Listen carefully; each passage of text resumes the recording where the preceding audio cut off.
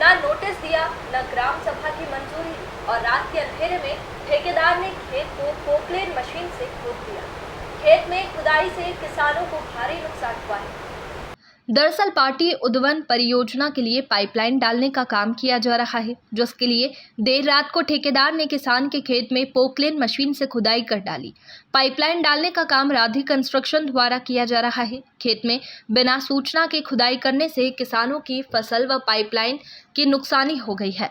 सुबह नर्मदा बचाओ आंदोलन के कार्यकर्ताओं व किसानों ने इसका विरोध किया। समाज सेवी मेघा पाटकर ने बताया कि बिना अनुमति, बिना स्वीकृति, बिना ग्राम सभा के मंजूरी खुदाई की गई है, जिससे किसानों को भारी नुकसान हुआ है। वहीं किसानों ने पोकलेन से खुदाई वाली पोकलेन मशीन को भी रुकवाया गया है। कंपनी के अधिकारियों की अभिरक्षा में पोकलेन मशीन को रखा गया है। किसानों की मांग है कि नुकसानी की भरपाई की जाए, जब तक पोकलेन मशीन कंपनी के अधिकारियों की अभिरक्षा में ही रहेगी। इस संबंध में लिखित पंचनामा बनाया गया है। बड़वानी से हर्षद सोनी की रिपोर्ट।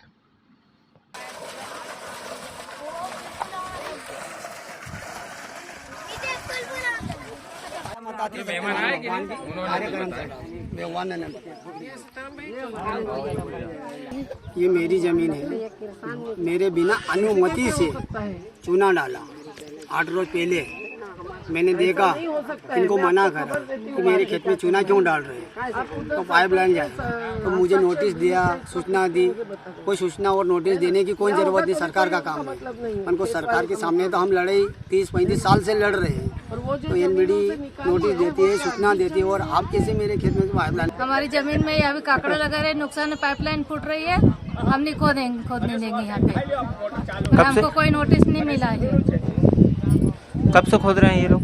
अभी रात में खोदे। पूरी नर्मदा की जो पाइपलाइन से सिंचित खेती है, जहाँ भी काकड़ा कपास लग चुकी है या लगने ही वाली है, और जहाँ रोज के रोज उनको सिंचाई के पानी से ही फसल बचानी पड़ती है, और नर्मदा का पानी पहले ही कम हुआ है, लेकिन ऐसे खेतों में इनकी पाइपलाइनें तोड़कर ये मशीनें रात भर में काम करती रही। और ये केवल पिछोड़ी में नहीं हुआ है, ये बिजासन में हुआ है, या अवलदा में हुआ है, ये भामटा में हुआ है, ये भवती में हुए। ये राधे कंस्ट्रक्शन नाम की गुजरात की राजकोट की कंपनी है, इसके प्रमुख मैनेजर कल्पेश पारिक है। यहाँ रवि पटेल डिप्टी मैनेजर है, और उनके सर्वे इंजीनियर, सिविल इंजीनियर्स सब लोग आज वहाँ पिछोड़ी में पहुँच गए, जबकि हम भी पहुँच गए, मुकेश भगोरिया, कमला यादव और हमारी बहनें पूरी पिछोड़ी की, और हम सब लोग। और उस मशीन को लोगों ने रोक दिया। जब पाइपलाइन तोड़ने की बात की तो किस आधार पर की? ये योजना कौन सी योजना है? नाम तो जाहिर है नर्मदा पार्टी योजना, लेकिन इससे क्या फ़ायदा, किसको फ़ायदा, कितना फ़ायदा, कितने करोड़ रुपए का खर्चा, ये कोई जानकारी न ग्राम सभा को दी है, न मेरे ख्याल से पंचायत को। लेकिन एक आध पत्र पंचायत लिख के देते हैं, उससे लेते हैं। ये पेशा क्षेत्र होते हुए यहाँ नहीं चल सकता है। अगर तात्कालिक रूप से कुछ जमीन किसी भी किसान की, किसी भी हित संबंधी की लेनी होती है, तो कानून कहता है कि कलेक्टर को भी उनको जानकारी देकर, नोटिस देकर उनसे सहमति लेनी चाहिए।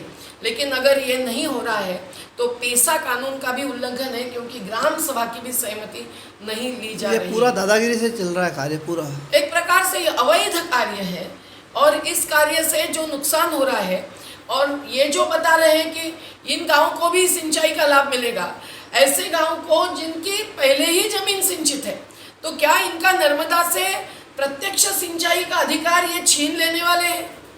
यहाँ ये पाइपलाइन का प्रोजेक्ट क्यों ला रहे हैं, ये सवाल है।